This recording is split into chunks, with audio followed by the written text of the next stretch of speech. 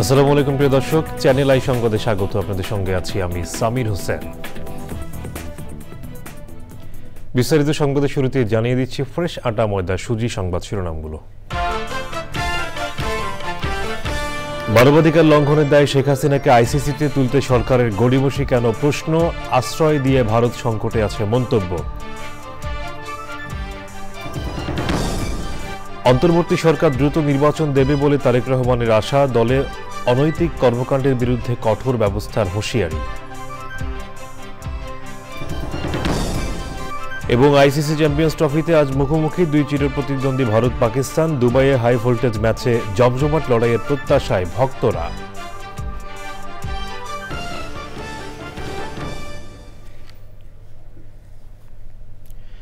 সংবাদ শিরোনামগুলো জানাচ্ছিলাম। এখনকার এই সংবাদ আয়োজন একই সঙ্গে চ্যানেল আইয়ের ইউটিউব চ্যানেলে এবং চ্যানেল আইয়ের ওটিটি প্ল্যাটফর্ম আই স্ক্রিনে লাইভ স্ট্রিম হচ্ছে। এবার বিস্তারিত। মানবাধিকার লঙ্ঘনের দায়ে শেখ হাসিনাকে আন্তর্জাতিক অপরাধ আদালতে নিতে সরকার কেন গড়িমসি করছে প্রশ্ন তুলেছেন আলোচকরা। তাদের মতে জাতিসংঘের রিপোর্টের পর হাসিনাকে ভারত থেকে বের করে দেওয়ার বিষয়ে জোরালো চাপ তৈরির সুযোগ সৃষ্টি হয়েছে। অধ্যাপক রেহমান সোবহান বলেছেন, বিচার বিভাগ কবজায় রাখার অতীতের ধারাবাহিকতা থেকে এই সরকারও বের হতে পারছে না। রিজভী নওয়াজের রিপোর্ট। অভ্যুত্থান পরবর্তী বাংলাদেশে গণতান্ত্রিক রাজনৈতিক ধারা তৈরিতে চালকের আসনে নাগরিক সমাজ, এই শিরোনামে আলোচনা। ব্র্যাক সেন্টারি নিয়ে গবেষণা সংস্থা সানেমের আয়োজনে অর্থনীতিবিদদের ৮ম বার্ষিক সম্মেলন। প্যানেল আলোচনায় প্রশ্নোত্তর পর্বে উঠে আসে শেখ হাসিনাকে বিচারের মুখোমুখি করার বিষয়টি। শেখ হাসিনাকে নিয়ে কি করবে, এটা তারা একটা সংকটের মধ্যে আছে। আমাদের কাজ হচ্ছে এই সংকটটাকে বাড়ানো এবং তাকে চাপের মধ্যে রাখা ইন্টারন্যাশনাল ফেজে, যে আপনাকে শেখ হাসিনাকে আপনি রাখতে পারবেন না। জাতিসংঘ পরিষ্কার করে বলেছে যে এখানে অনেকগুলো মানবাধিকার লঙ্ঘন ঘটেছে, যেগুলো মূলত আন্তর্জাতিক অপরাধ। আন্তর্জাতিক অপরাধ হলে তার বিচার আন্তর্জাতিক আদালতে আমরা কেন তুলতে পারছি না আমি জানি না। এটা যে কত বেশি গুরুত্বপূর্ণ আমাদের জন্য। আমাদের ৫৫ বছরই প্রথম জাতিসংঘের পক্ষ থেকে বাংলাদেশের এই ধরনের একটা হত্যাকাণ্ড নিয়ে বাংলার মুক্তিযুদ্ধকে পরবর্তী পর্যায়ে কিন্তু আমরা এরকম রিপোর্ট পাইনি। তৎকালীন জিও পলিটিক্সের কারণে পাওয়া গেছে this is the first time ever. এবং এখন যেটা আমাদের খুব বড় সুযোগ, যে জাতিসংঘের এই সহযোগিতা আমাদের কিন্তু নেওয়া উচিত পরবর্তী পর্যায়ের জন্য। সেটা কিন্তু আমরা এখন ক্লিয়ার না যে গভর্নমেন্টের ব্যাপারে কি অবস্থা নেবে। মব জাস্টিস, বৈষম্য নিরসনের নামে দাবি দেওয়া নিয়ে জনগণের ভোগান্তি সৃষ্টি সহ নানা বিষয়ে কথা বলেন অধ্যাপক রেহমান সোবহান।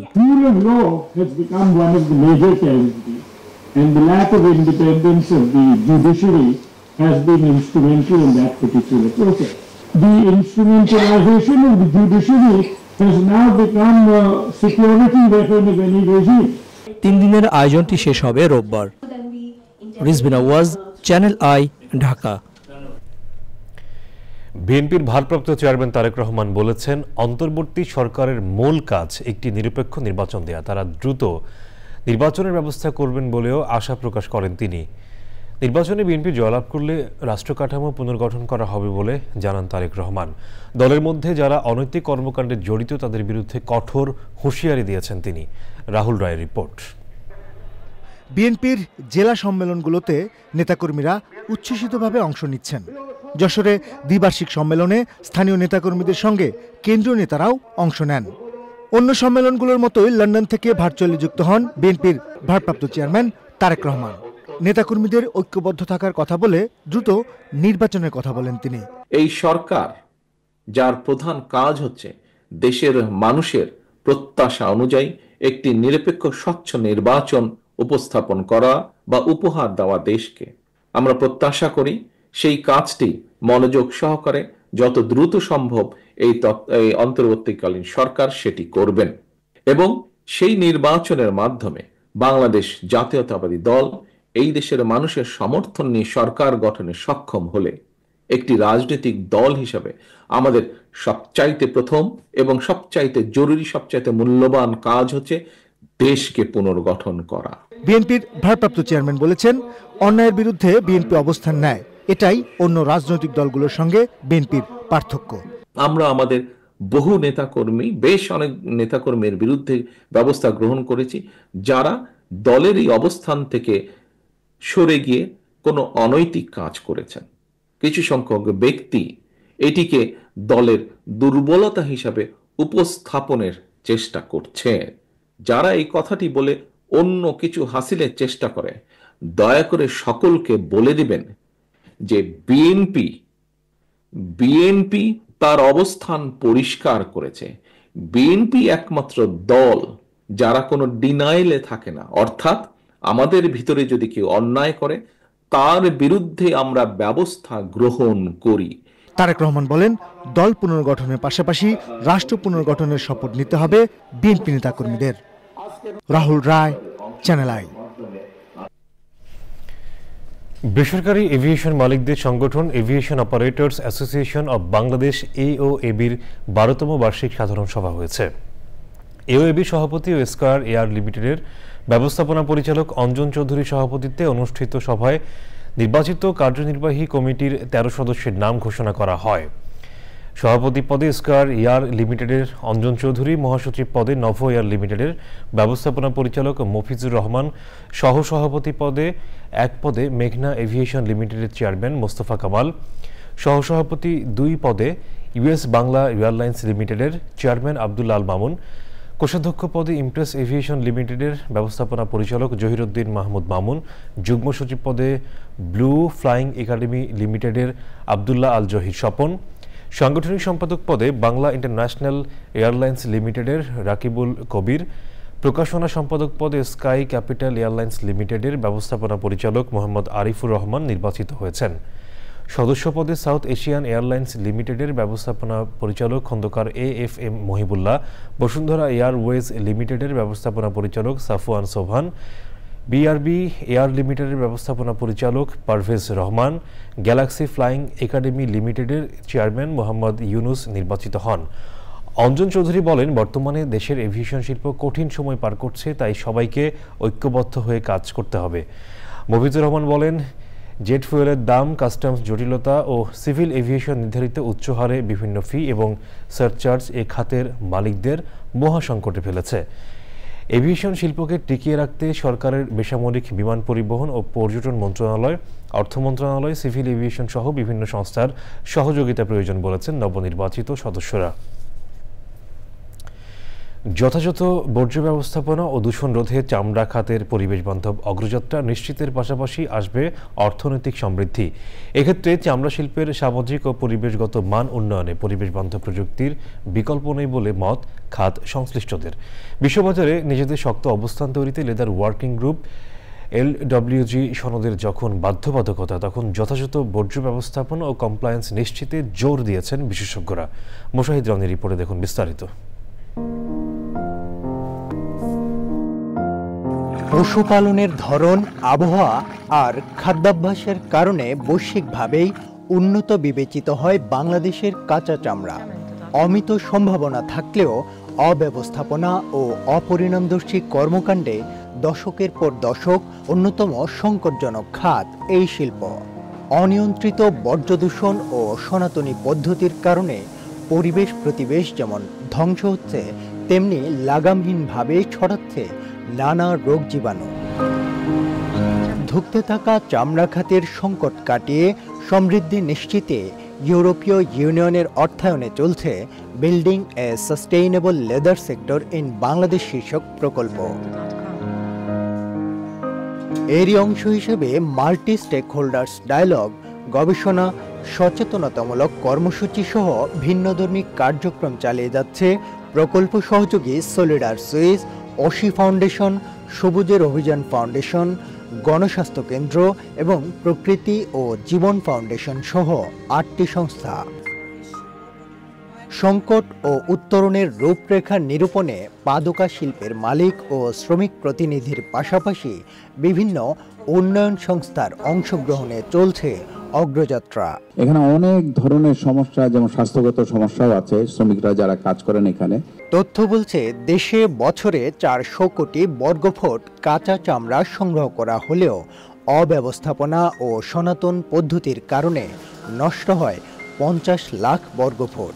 এমন বাস্তবতায় দূষণ রোধে চ্যালেঞ্জ ও কর্মকৌশল নির্ধারণের মাধ্যমে চামড়া খাত পরিবেশগত মানদণ্ড অর্জনের পাশাপাশি অর্থনৈতিক লক্ষ্যমাত্রা অর্জনের আশাবাদ সংশ্লিষ্টদের। Moshahid Roni, channel I, Dhaka. Passport করতে এখন থেকে পুলিশ ভেরিফিকেশন লাগবে না, জাতীয় পরিচয়পত্রের ভিত্তিতে দেয়া হবে পাসপোর্ট। সম্প্রতি এ সংক্রান্ত পরিপত্র জারি করেছে স্বরাষ্ট্র মন্ত্রণালয়। পাসপোর্ট করার ক্ষেত্রে এই আদেশ বাস্তবায়নে পাসপোর্ট গ্রহীতাদের প্রতিক্রিয়া জানাতে পাবনা আঞ্চলিক পাসপোর্ট অফিস থেকে যোগ দিচ্ছেন আক্তারুজ্জামান আক্তার। যাব তার কাছে। আক্তার, পুলিশ ভেরিফিকেশন ছাড়াই পাসপোর্ট করার বিষয়ে সংশ্লিষ্টদের প্রতিক্রিয়া কেমন দেখতে পাচ্ছেন, তারা কি বলছেন?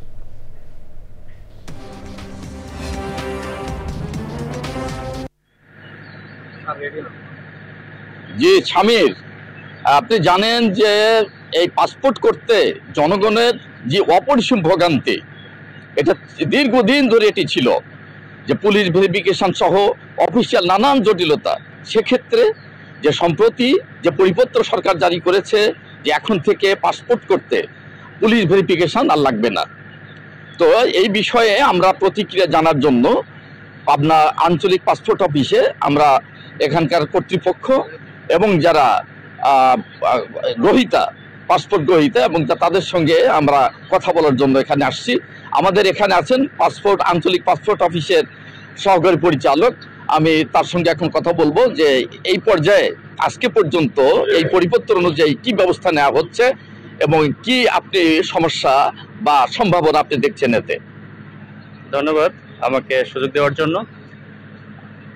পরিপত্র মিনিস্ট্রির পরিপত্রের প্রেক্ষিতে আমাদের গত বৃহস্পতিবার থেকে আমাদের মডিউল থেকে পুলিশ ভেরিফিকেশনের যে ইয়াটা ছিল, সেটা প্রভিসোটা ছিল, এটা বাতিল করা হয়েছে এবং আমরা আজকে গত রবিবার থেকে আমরা নতুন অ্যাপ্লিকেশনগুলো পুলিশ রিপোর্ট ছাড়াই জমা করেছি এবং এইভাবে আমাদের কার্যক্রমগুলো চলবে।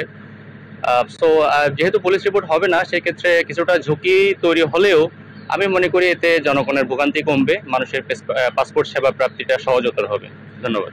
ধন্যবাদ এডি সাহেব। আমরা এখানে কয়েকজন যারা পাসপোর্ট করতে এখানে আসছেন, আমরা তাদের সঙ্গে একটু কথা বলি যে আগে কি অবস্থা ছিল এবং কি সমস্যা ছিল এবং এই খবরে আপনাদের প্রতিক্রিয়া কি, আমরা তাদের কয়েকজনের সঙ্গে কথা বলি। আচ্ছা, ধন্যবাদ।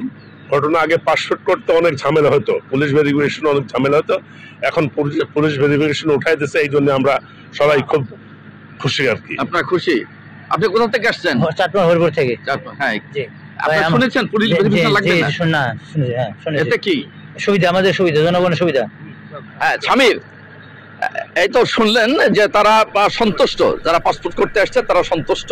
তো এই ছিল মোটামুটি আমার কাছে পাবনা আঞ্চলিক পাসপোর্ট অফিস থেকে সর্বশেষ খবর। আক্তার, আপনাকে ধন্যবাদ। দর্শক, পাবনা থেকে আমাদের সঙ্গে যুক্ত হয়েছিলেন সহকর্মী আক্তারুজ্জামান আক্তার। বিরোধীর পর আবার অমঞ্চন।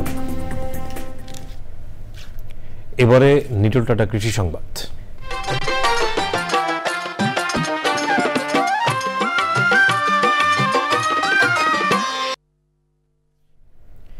টাঙ্গাইলের যমুনার বিস্তীর্ণ চর জমিতে নানা জাতের কলার আবাদ হচ্ছে। সামান্য পরিচর্যা করলেই বেড়ে ওঠে এসব কলা গাছ। রোগ বালাই কম থাকায় কলা আবাদের ঝুঁকি কম, তবে যমুনার ভাঙনে মাঝে মধ্যে বিলীন হয়ে যায় এসব চরাঞ্চল।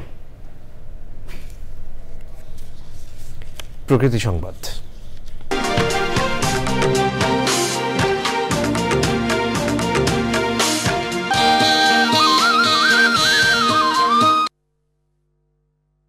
নরসিংদীর পলাশে অনুমোদনহীন ব্যাটারি কারখানার জন্য মারাত্মক দূষণ ছড়াচ্ছে পরিবেশ ও প্রকৃতিতে। কারখানার কেমিক্যাল বর্জ্যে চরম হুমকিতে পড়েছে গাছপালা, ফসলি জমি সহ পুরো জীববৈচিত্র্য। স্থানীয়দের অভিযোগ, জনস্বাস্থ্যের ওপর সীসাকণার মারাত্মক ক্ষতিকর প্রভাব থাকলেও সে বিষয়ে ভ্রুক্ষেপ নেই কর্তৃপক্ষে। তবে এ বিষয়ে দ্রুত ব্যবস্থা নেওয়ার আশ্বাস পরিবেশ অধিদপ্তর সহ সংশ্লিষ্ট বিভাগের। শেষ করার আগে ফ্রেশ আটা ময়দা সুজি সংবাদ শিরোনামগুলো জানাচ্ছি আর একবার। মানবাধিকার লঙ্ঘনের দায়ে শেখ হাসিনাকে আইসিসিতে তুলতে সরকারের গড়িমসি কেন? প্রশ্ন। আশ্রয় দিয়ে ভারত সংকটে আছে মন্তব্য। অন্তর্বর্তী সরকার দ্রুত নির্বাচন দেবে বলে তারেক রহমানের আশা। দলে অনৈতিক কর্মকাণ্ডের বিরুদ্ধে কঠোর ব্যবস্থার হুঁশিয়ারি। এবং আইসিসি চ্যাম্পিয়ন্স ট্রফিতে আজ মুখোমুখি দুই চিরপ্রতিদ্বন্দ্বী ভারত পাকিস্তান। দুবাইয়ে হাই ভোল্টেজ ম্যাচে জমজমাট লড়াইয়ের প্রত্যাশায় ভক্তরা।